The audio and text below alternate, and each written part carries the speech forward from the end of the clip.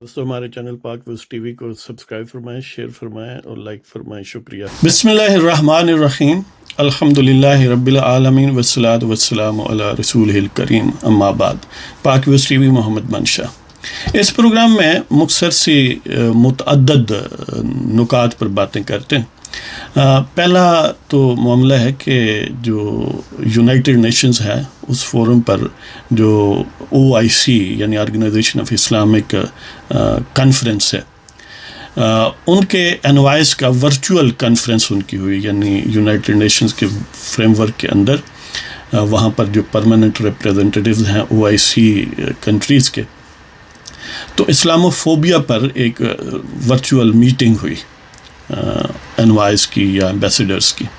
تو اس میں جو پاکستانی پرماننٹ نمائندے ہیں UNO میں، منیر اکرم، انہوں نے ایک تجویز پیش کی کہ ایک OIC کنٹریز کے جو انوائس ہیں ان کا ایک گروپ بنایا جائے جو اسلاموفوبیا کے متعلق ہو، اور وہ خاص طور پر فوکس کرے انڈیا پر، کیونکہ انڈیا میں ظاہر ہے وہاں پر بہت سارے ظلم و ستم ہو رہے ہیں جو موجودہ ہندوتوا یا ہندو دہشت گرد سمجھ لیں تنظیم یا تنظیموں کی ایک امبریلا سیاسی تنظیم ہے، بھارتیہ جنتا پارٹی ان کی حکومت ہے، اور وہ نہ صرف کشمیر میں نشانہ بنا رہے ہیں مسلمانوں کو، بلکہ اوورال پورے انڈیا میں یعنی مختلف ایکسکیوزز گھڑ کے مسلمانوں کو نشانہ بناتے ہیں.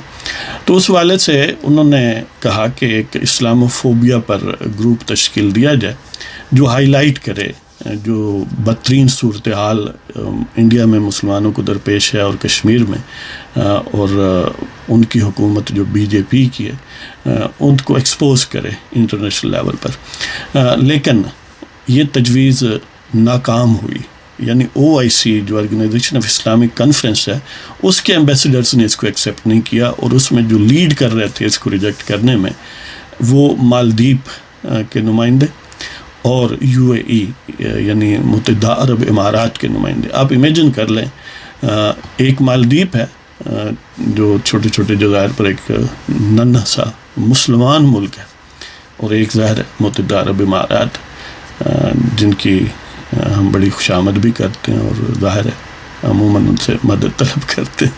تو بہرحال یہ ہماری فارن پالیسی کی کامیابی ہے کہ مالدیپ بھی ہماری بات مانتا نہیں ہے، اور کوئی بہت بڑی سبسٹینشل بات نہیں تھی. بات اتنی تھی کہ جو ظلم و ستم انڈیا میں مسلمانوں پر ہو رہے ہیں ان کو یعنی ہائی لائٹ کرنے کے لیے گروپ تشکیل دیا جائے.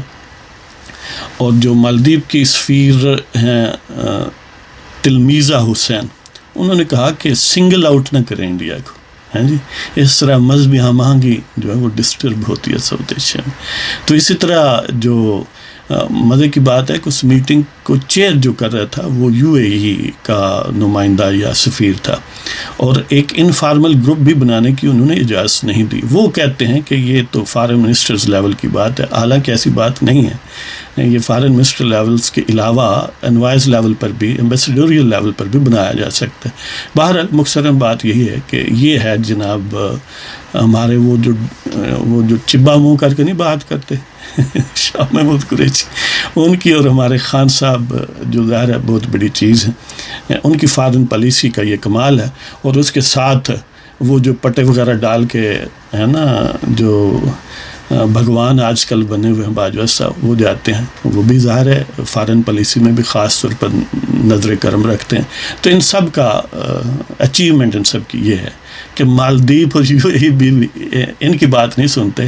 وہاں حالانکہ کوئی انڈیا کا نمائندہ نہیں تھا، لیکن پھر بھی انڈیا کی نمائندگی گویا اس میٹنگ کی سربراہی کرنے والے UAE اور ایک اور ممبر مالدیپ نے کی.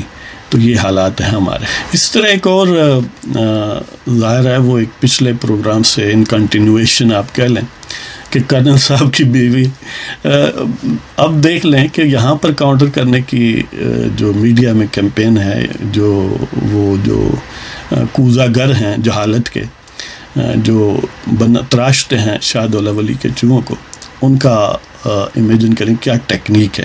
کوئی کہے گا دیکھیں جی وہ وکیل ہے، دوسرا کہے گا وکیل کی بیوی ہے، حالانکہ سادہ سی بات ہے. اس خاتون نے خود چیخ کے وہاں کہا کہ میں کرنل کی بیوی ہوں. تو یعنی جو سمجھ لیں کہ اس کے تمتراک اور اس کے روب و دبدبے کا سبب ہے، وہ کہتی ہے یہ ہے کہ میں کرنل کی بیوی ہوں. اور کرنل ظاہر ہے وہ اس تنظیم سے، اس ادارے سے تعلق رکھتا ہے جن کے سامنے پاکستان کا آئین کوئی حیثیت نہیں رکھتا. وہ چھوٹی سی رکاوٹ ان کے کار کے سامنے کیا حیثیت رکھتی ہے. تو وہ کہتے ہیں کہ مار جنہ دے آکڑے کامیں بھی تڑ مڑ.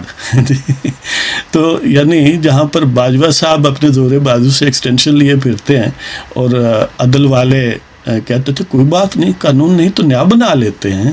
ظاہر ہے اس انمول ہیرے کو تو ہم نہیں ریجیکٹ کر سکتے نا. تو اسی مینٹلٹی کو انہوں نے کیا. اب بہرحال جو یہ کہتے ہیں کہ وہ کرنل کی بیوی نہیں ہے، تو پھر تو یہ چاہیے کہ آرمی اس کے خلاف پرچہ درج کروائے، جس طرح باقی لوگوں کو اٹھا کے غائب کر دیتی ہے ISI، ان کو غائب کر دے، کیونکہ انہوں نے پاکستان کی افواج کو بدنام کیا ہے، علل اعلان کیا ہے. اور ایک اور بھی ان کے خلاف کارروائی ہونی چاہیے کہ امپرسونیشن انہوں نے کی ہے نہیں ان کی بیوی کہتی ہے بیوی. تو یہ دو قسم کی کارروائیاں، تو یعنی باقاعدہ لیگل ایکشن ہونا چاہیے نا. دوسروں کو تو کہتے ہیں تم غدار ہو کیونکہ تم نے یہ کہا کہ پاکستان کے آئین کو توڑنے والے یہ لوگ ہیں. تو اگر اس طرح کہنے سے غداری ہوتی ہے تو وہ تو خود بدنام ہونے کر رہی ہے. تو اس کا مطلب یہ ہوا کہ اگر وہ اس کے خلاف کوئی کارروائی نہیں کرتے، کہیں مدعی نہیں اس کے خلاف بنتے بائی نیم، تو پھر وہ کرنل کی ہی بیوی ہے. تو دیکھیں ایک ہی شخص کے شخصیت کے کئی اسپیکٹس ہوتے ہیں نا. کوئی کہے گا کہ نہیں وہ کرنل کی بیوی نہیں ہے، وہ کرنل کے بیٹے کی ماں ہے. یعنی کہ کچھ بھی کہا جا سکتا ہے نا، وہ فلاں باپ کی بیٹی ہے، تم کہتے ہو کرنل کی بیوی. یہ سارے اسپیکٹ بھی ایک وقت ممکن ہے.